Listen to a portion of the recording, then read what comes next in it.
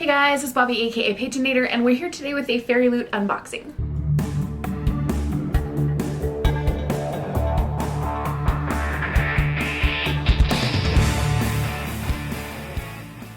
So the camera angle's a little bit different. I had moved all the stuff out of the way because my parents came and stayed the night and my dad slept in this room with an air mattress and we needed to clear out the space. So when I put stuff back, I thought, you know what, let's show a different portion of the bookshelf. And here we are. So I have the January Fairyloot box and it is right here. We're gonna go ahead and cut the tape with the carrot cutter and get into it. This is the January box and it is February 6th as I'm filming this. February 6th, yes. And if all goes well, this video will come out on the 7th, so yay. Cross your fingers that technology is my friend today. Okay, you've opened it and I see packaging paper and a box.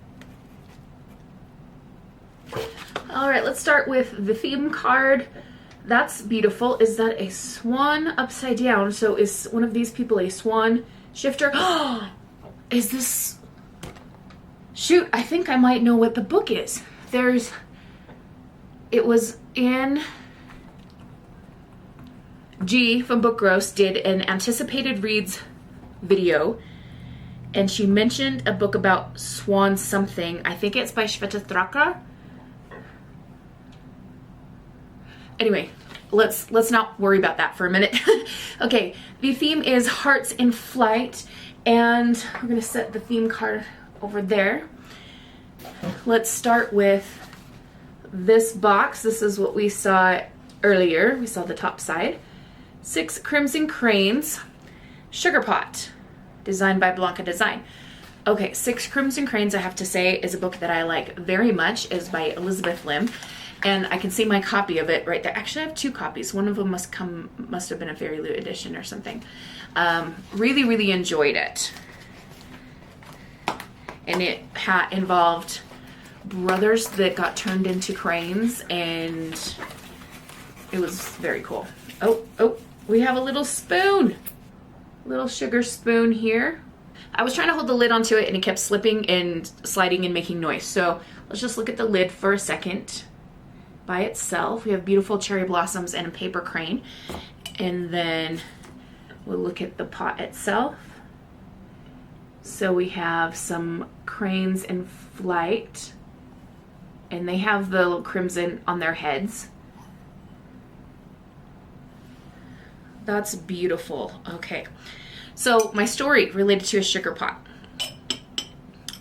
When I was a kid, I loved to go visit my great grandma Jensen. Her house was like magic to me. It was a place where I felt truly loved, and it was like, you know, little kids going to see their grandma. It was just magical. And Grandma J used to make for us bread, butter, and sugar sandwiches. And she had a little sugar pot. It was green. I remember it very well. In fact, I think my mom has it now in her house. And Grandma would take a piece of bread and put butter on it, and then she'd get her sugar spoon and scoop a spoon of sugar, spread it out and pat it into the butter with the back of the spoon and fold it in half, and that would be our treat. Super unhealthy, but boy did we love it. Oh goodness. Maybe I will start making bread, butter, and sugar sandwiches for my nieces and nephews, just to be that person who spoils kids and gives them unhealthy snacks. If I can't do that for my nieces and nephews, who can I do it for? I can see a notebook. Look at this, look at this. Let's get it out of the plastic. All right, so I've pulled the little paper sleeve off, and it tells us this is a Once Upon a Broken Heart notebook designed by Duckhin. We've got a fox and some daggers and florals and things. Oh my goodness. Inside we have lined pages, and there is a ribbon bookmark and a pen loop. Let's see if I can show you that. Pink ribbon bookmark, and here's a pen loop here. Then we have gold foiling on the outside of the pages. Beautiful. When we get these gorgeous notebooks in subscription boxes, I don't often use them straight away because they're so pretty. I don't want to mess them up, but eventually I'll get around to using them, and they're, I don't know, it's just fun to have a beautiful notebook. Am I a nerd for saying that? Probably. Don't care. Here we have a little box, a Dance of Lies e-reader strap. I do have a Kindle, but I haven't used it in ages. I usually just use a Kindle app on my iPad because my iPad is my best friend. It goes with me everywhere. Usually I listen to audiobooks on it, and I take it to bed with me and like turn on some soothing sounds, or sometimes even a podcast to listen to while I'm falling asleep and stuff. But let's see how this looks. Okay. So here is the strap. It's quite pretty. And then it's elastic, so you can stretch it out like this. I'll have to try it on my iPad and see if it'll work. It might fit. I don't know. We'll see. If any of you have used an e-reader strap like this on an e-reader or an iPad or something like that, let me know. I'm curious how people's experiences have been. Up next, we've got our bookmark that matches the theme card. And we have tarot cards. This says, this month's tarot card set features Rory as the Temperance card and Sybil as the Devil card. The characters are from The Knight and the Moth by Rachel Gillig. That is another book that I have not read, but I've seen all over the place on BookTube and everywhere, Bookstagram. I'm not on BookTok. I don't know if I want to allow myself another platform to waste time on, because I feel like I could just get lost watching videos, and I don't know if I need that. I'm busy enough already. All right, we're down to the book. I have the overlays. I'm going to set those to the side because we want to see the book first. Wrapped in bubble wrap, and I can see there's florals on the back of it. Let's look at it together. The Swan's Daughter. Roshani Chachki. Okay, so I was wrong about the author, but this is, I'm pretty sure this is the book I was thinking of. So what's Shweta Thakur's new book? I don't know. I'll look it up later. Okay, The Swan's Daughter. You have beautiful florals front and back. This says, to find love is a curse, ... Okay. I'm happy with this author. I love Roshani Chachki's work. I probably say her name wrong every time. I apologize. Oh gosh. Look at this. What is going on here? Okay. All right, so let's swing it around to the back as well. This beautiful scene. We've got gold foiling in bits and places. This is definitely going to be a period fiction of some kind based on the fashion and such. But, oh, we've got more art here. The beginning end papers. That kind of sounds funny to say, beginning end papers. And the ending end papers.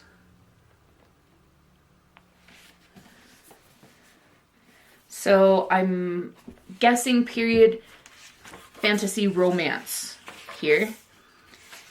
Let's see if we have an author letter. Oh, it's got even little scroll work and such. Illuminated letters. Dear Fairyloot reader, you're holding an accidental love letter. I never meant to write this book, but the heart insisted. Around the time when I was supposed to be revising a completely different novel, my daughter was born and my brain broke. Abruptly, all I could do was stare at the seal-eyed creature with her rosebud mouth, shallow silk hair, and fists like tightly curled petals. She only slept in our arms. Thus, all my hours became 3 a.m. During that time, I tried to read to her from the book I was working on, but it infuriated her and me, so instead I reached for books of comfort. I read aloud Ella Enchanted by Gail Carson Levine and Howl's Moving Castle by Diana Wynne Jones. I read my daughter Witch Witch by Eva Ibbotson and Wildwood Dancing by Juliette Marillier. I told her about who I was when I first read those stories, how those tales settled in my bones, how they made me dream of all the people I wanted to be. I had not visited the sunlit glade those works had created in my mind for a long, long time. Perhaps I thought I was no longer welcome, or I'd simply lost my way, and as I read those stories again and rocked my daughter, I found my way back. This book is the result. The Swan's Daughter is a tale of love and choice and family, in a story written at 3 a.m., and that means it is an in-between thing. A tale that lives somewhere between dusk and dawn, sometimes quiet, sometimes chaotic, a bit of a love song and a bit of a lullaby. I hope it finds a home in your heart. With love, Rosh. Oh, my heart.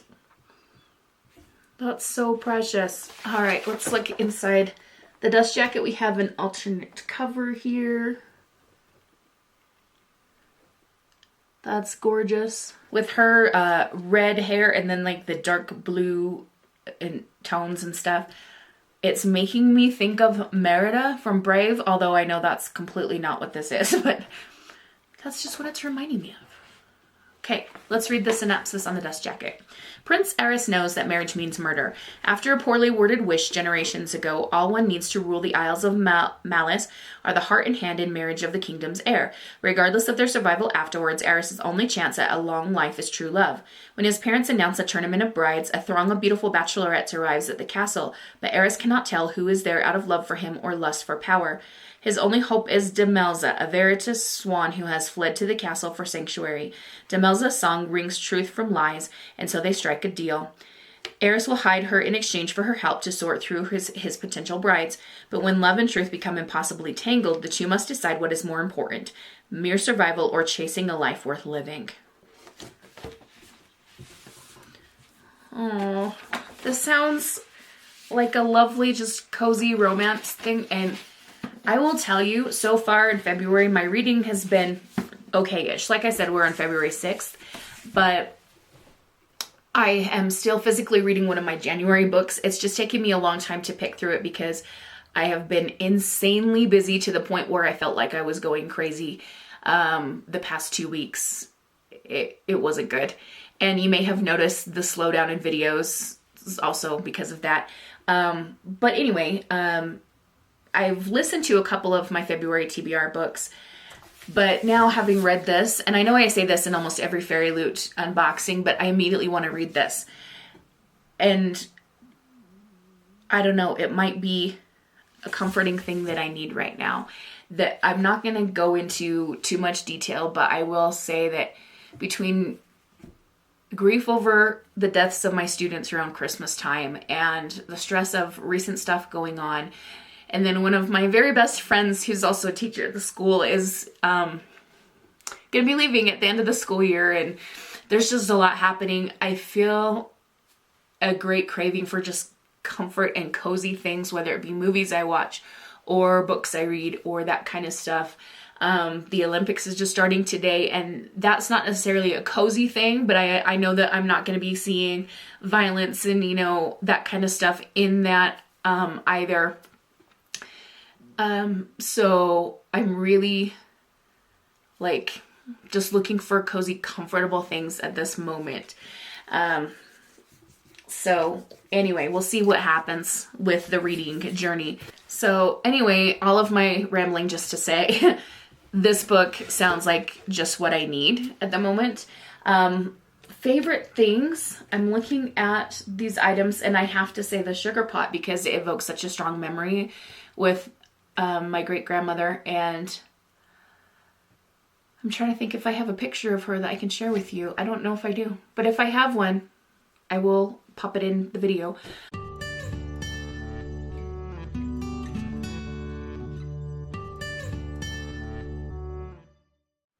Let's wrap this sucker up because I feel like I have rambled, and maybe as you're seeing this part, I've cut out some of the rambling, who knows. But we've got the sugar pot, the notebook, and the stretchy thing for the e-reader, as well as the tarot cards and the bookmark. So what item did you like the best? And does this book sound like something you would enjoy? And I guess that's going to be it for today's video. So stay tuned for more bookish and crafting videos, and we'll see you soon. Have a wonderful, magical, and bookish day. Happy reading, crafting, or journaling. Adios.